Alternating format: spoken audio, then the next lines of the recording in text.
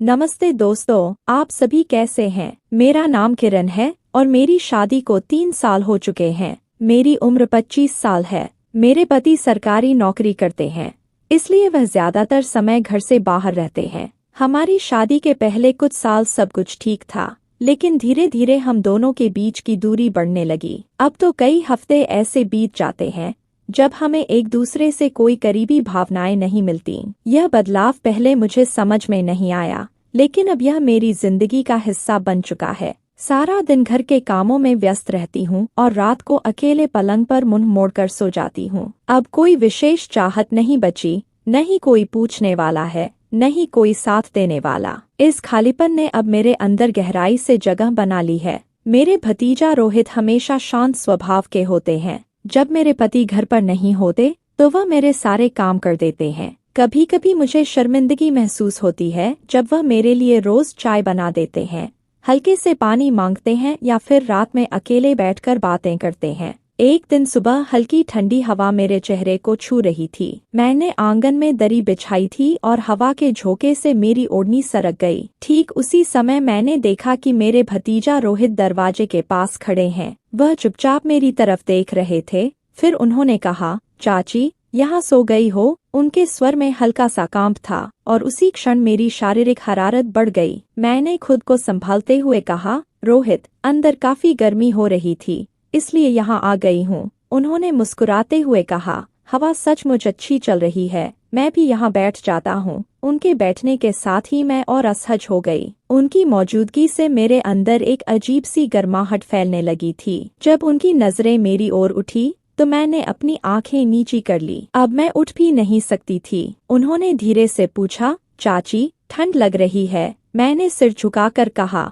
नहीं, ठीक हूँ। वह हल्का मुस्कुराते हुए बोले, अपना भी ख्याल रखना। उनकी बातों में एक अजीब सी नजदीकी थी। कुछ क्षणों के लिए चारों तरफ सन्नाटा छा गया। हवा थोड़ी ठंडी हो गई थी। मैं साड़ी का पल्लू ठीक करने की कोशिश कर रही थी कि तभी अचानक हवा का तेज झोंका आया और मेरे बाल बिखर गए। बालों को समेटने के लिए जैसे ही मैंने हाथ बढ़ाया, उनका हाथ मेरे हाथ से टकरा गया। मैंने घबराकर हाथ हटा लिया, लेकिन उन्होंने पीछे हटने के बजाय मेरी आंखों में देखा। उस क्षण जैसे समय थम गया था। उनके स्पर्श से मेरे दिल की धड़कन तेज हो गई। मुझे समझ नहीं आ रहा था कि मैं उनकी आंखों में देख क्यों नहीं पा रही थी, फिर भी कहीं न कहीं उनकी ओर खिंचाव सा महसूस हो रहा था। फिर रोहित उठकर चले गए। रात हो गई थी, लेकिन मैं बिस्तर पर लेटकर सो नहीं पा रही थी। पलटते पलटते वही क्षण बार बार याद आ रहा था जब मैं रोहित के पास बैठी थी और उनकी गहरी आंखों में कुछ खोजती हुई, उनकी आवाज, उनका अंदाज और उनकी छुअन। मैंने सिर निहारा।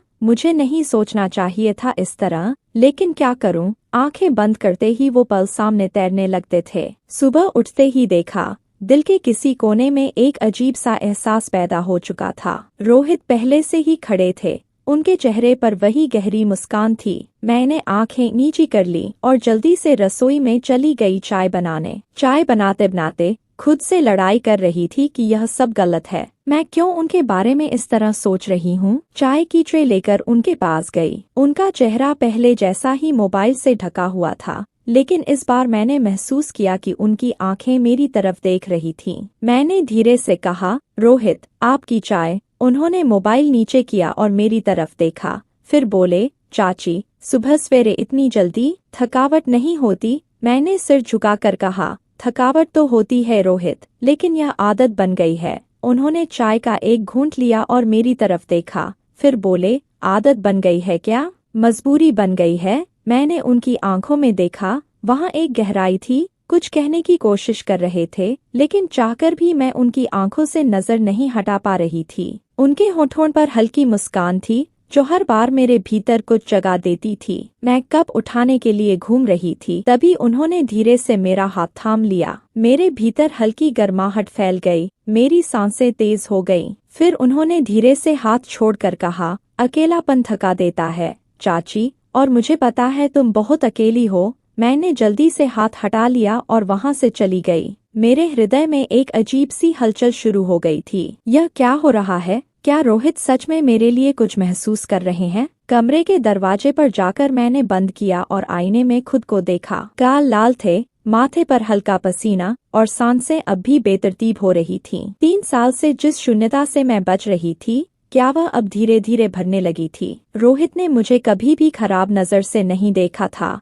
लेकिन आज पहली बार ऐसा महसूस हुआ कि मैं अकेली नहीं हूँ। कोई है जो मुझे समझता है, मेरी ओर देखता है, मेरी थकावट महसूस करता है और मेरी चुप्पी में छुपे शब्दों को सुनता है। पर क्या यह सही है? क्या मैं उस रास्ते पर कदम रख चुकी हूँ जहाँ से लौटना मुश्किल हो जाएगा? थोड़ी देर बाद जब मैं रसोई में जाने वाली थी तो अचानक उनकी आवाज़ सुनाई दी, चाची शाम को खाने के लिए आएगी। यह सुनकर मैं ठहर गई और मेरे होठों पर अनजाने में हल्की मुस्कान खिल गई। मैंने जल्दी से कहा, देखूंगी रोहित, और फिर रसोई में चली गई। मेरा हृदय तेजी से धड़क रहा था। यह एहसास क्या है भगवान जानता है, लेकिन सच कहूं तो इन एहसासों से भागने की इच्छा भी नहीं हो रही थी। सुबह से ही अजीब बेचैनी थी। दिल बार बार याद दिला रहा था कि आज मैं रोहित के साथ खाना खाने जा रही हूँ। मैंने खुद को समझाने की कोशिश की कि यह बस एक सामान्य दिन की तरह होगा, लेकिन सच कहूं तो आज का दिन सामान्य नहीं था। आज पहली बार खुद से झूठ बोलने का साहस नहीं कर सकी।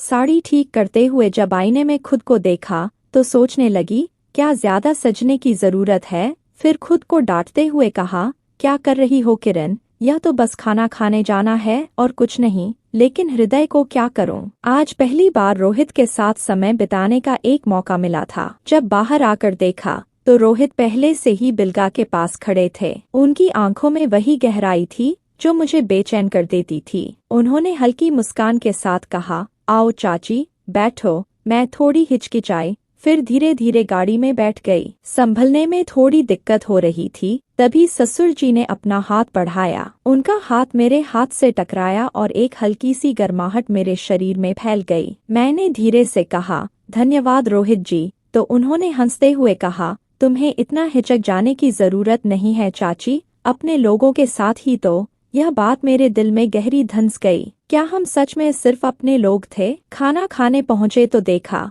हल्की धूप चारों ओर हरीतिमा में बिखरी हुई थी। मैं गाड़ी से उतरी और पाव में नूपुर की हल्की आवाज खाने में फैल गई। रोहित बोले, चाची वो कोने में जाकर बैठो, मैं पानी लेकर आता हूँ। मैंने धीरे से कहा, ओके रोहित, और फिर एक पेड़ के नीचे जाकर खड़ी हो गई। हल्की हवा मेरे गालों को छू रही थी और मैं ओढ़नी से खुद को हवा कर रही थी। कुछ समय बाद रोहित पानी लेकर आए। उनके माथे पर पसीने की कुछ बूंदें चमक रही थीं। उन्होंने घड़े से पानी पिया, फिर बाकी का मुझे देते हुए कहा, तुम भी लो चाची, धूप तेज है। मैंने धीरे से घड़ा थामा, लेकिन उनके हाथ की हल्की कसावट महसूस की। उनकी अंगुलियां मेरे हाथ पर ठहर गईं। पानी का घूंट गले से उतरा तो लगा जैसे होठों पर उनकी छाप छूट गई। मैंने शर्म से आंखें झुका ली। रोहित की गंभीर आवाज हवा में तैर गई, चाची तुम इस खेत की रौनक हो। उनके शब्दों ने मेरी सांसें थाम दी। हृदय की धड़कनें कानों तक गूंजने लगी।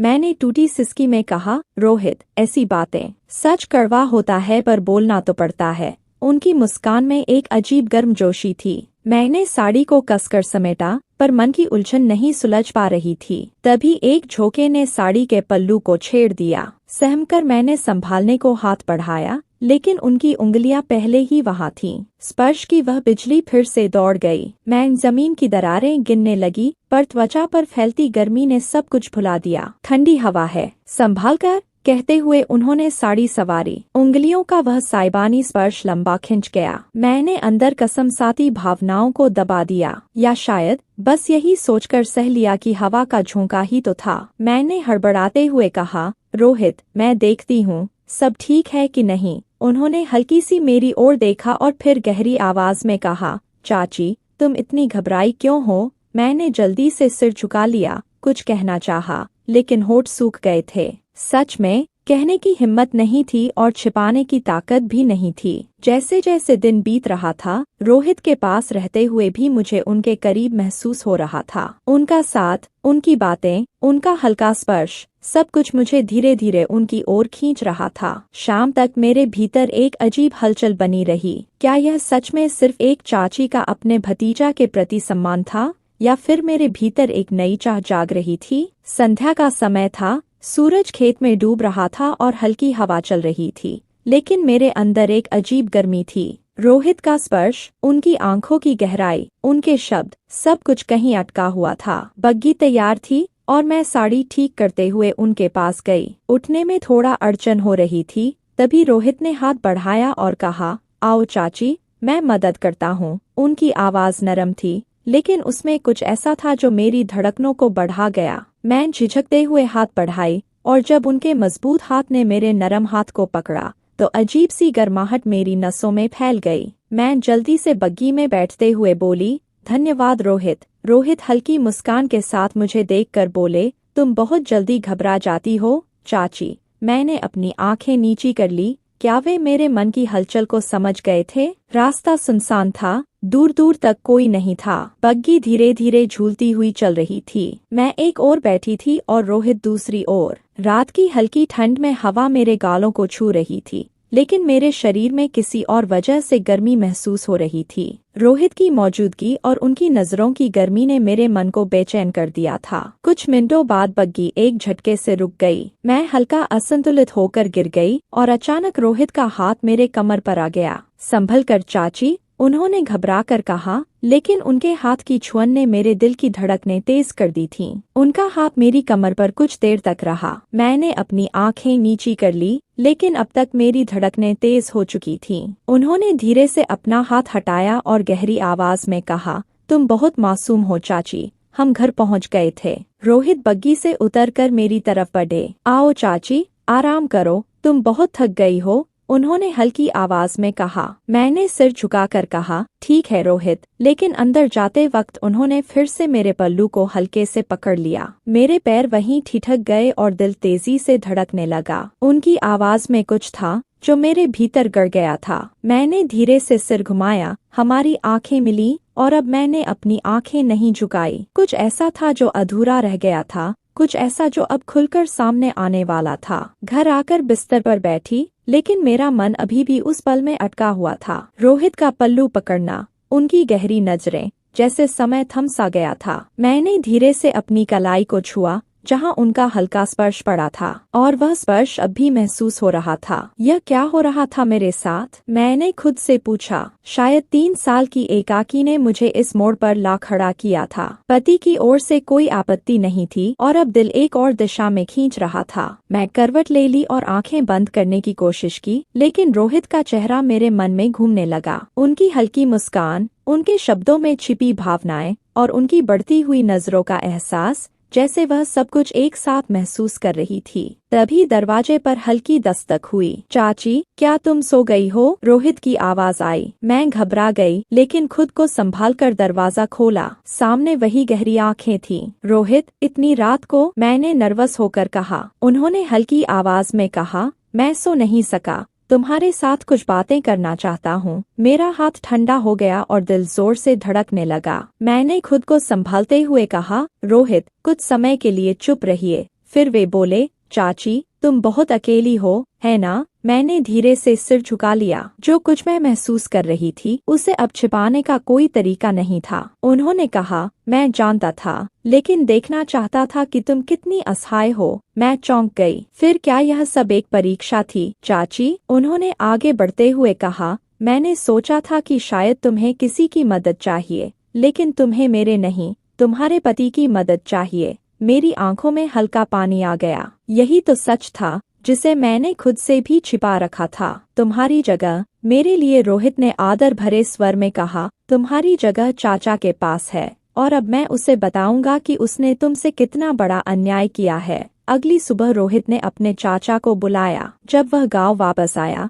तो रोहित ने उसे पास बैठा के गंभीर स्वर में कहा, चाचा, क्या आपने कभी सोचा है कि आपकी पत्नी किस परिस्थिति में दिन बिता रही है? पति ने चौंक कर मेरी ओर देखा। क्या मतलब? रोहित ने कहा, 3 साल से वह आपका इंतजार कर रही है, लेकिन आप तो केवल अपनी नौकरी के प्यार में डूबे हुए हो। शादी का मतलब सिर्फ नाम का रिश्ता नहीं होता। पति ने सिर झुका लिया। शायद उसे पहली बार अपनी गलतियां समझ में आईं। रोहित ने कहा, अगर आप अभी भी अपनी पत्नी का साथ नहीं दोगे तो एक दिन वह सच में अकेली हो जाएगी। अब फैसला आपके हाथ में है, या तो रिश्ते को बचाओ या ऐसे ही छोड़ दो। पति ने कुछ समय सोचा, फिर मेरी ओर देखा। मेरे चेहरे पर आशा थी, लेकिन डर भी था। फिर उसने रोहित के ओर देखकर कहा, रोहित, तुम ठीक कह रहे हैं। मैं अब से नौकरी छोड़ दूंगा। मैं अपनी पत्नी के साथ रहूंगा, खेत देखूंगा, लेकिन उसे और अकेला नहीं छोड़ूंगा। कुछ महीनों बाद सब कुछ बदल गया। पति ने नौकरी छोड़ दी थी। अब वह पूरी तरह घर और खेत की देखभाल कर रहा था। अब वह मेरे साथ था, मेरा हाथ थामने, मेरी खुशी और गम में साथी बनने के लिए। धीरे धीरे मैं भी बदलने लगी। अब मैं अकेली नहीं थी, मेरा संसार अब पूरा हो गया था। कुछ सालों बाद हमारे गले में एक नहीं, 2 बेटे भी हो गए। हमारा परिवार पूरा हो गया। रोहित हमें देखकर मुस्कुराते थे। उन्होंने केवल भतीजा का नहीं, बल्कि एक भाई का भी कर्तव्य निभाया था। उन्होंने मेरी एकाकीता को समझा और मुझे गलत रास्ते पर जाने से रोका। आज जब मैं पीछे मुड़कर देखती हूँ, तो मुझे समझ आता है कि एक भतीजा अपनी चाची की जिंदगी को संवार सकता है। यह कहानी एक अच्छे भतीजा के उदाहरण के रूप में है, जिन्होंने अपनी चाची की भावनाओं को समझा और उसे सही रास्ता दिखाया। दोस्त, इस कहानी से हमें यह बड़ा संदेश मिलता है कि एक पत्नी को केवल पति के नाम की आवश्यकता नहीं होती, बल्कि उसके प्यार और समाज की भी आवश्यकता होती है। जब एक महिला शादी करती है, तो वह यह उम्मीद नहीं करती कि उसका पति उसे महंगे उपहार देगा या बगिया में रखेगा। वह बस चाहती है कि उसका पति उसे समझे, समय दे और यह दर्शाए कि वह अकेली नहीं है। लेकिन जब पति अपनी पत्नी को नजरअंदाज करता है, तो वह अपनापन दूसरी जगह खोजने लगती है। कभी कभी ऐसा होता है कि उसे समझने वाला कोई मिल जाता है, जो उसकी एकाकीता बांट लेता है, और यहीं से रिश्ते टूटने लगते हैं। इसलिए सभी पतियों से मेरी सिर्फ एक ही विनती है, अपनी पत्नी को केवल पत्नी ना समझें, बल्कि उसे जीवन संगिनी माने। उसे समय दें, उसकी भावनाओं को समझें, और सबसे जरूरी उसे वह प्यार दें जो केवल आपसे ही मिल सकता है। अगर आपको यह कहानी पसंद आई हो, तो लाइक, शेयर और कमेंट करना ना भूलें। अगर ऐसी और कहानियाँ पढ़ना चाहते हैं, तो हमारे चैनल को सब्सक्राइब करें और नोटिफिकेशन ऑन रखें। याद रखें, रिश्ते प्यार से चलते हैं, और जहाँ प्यार नहीं होता, वहाँ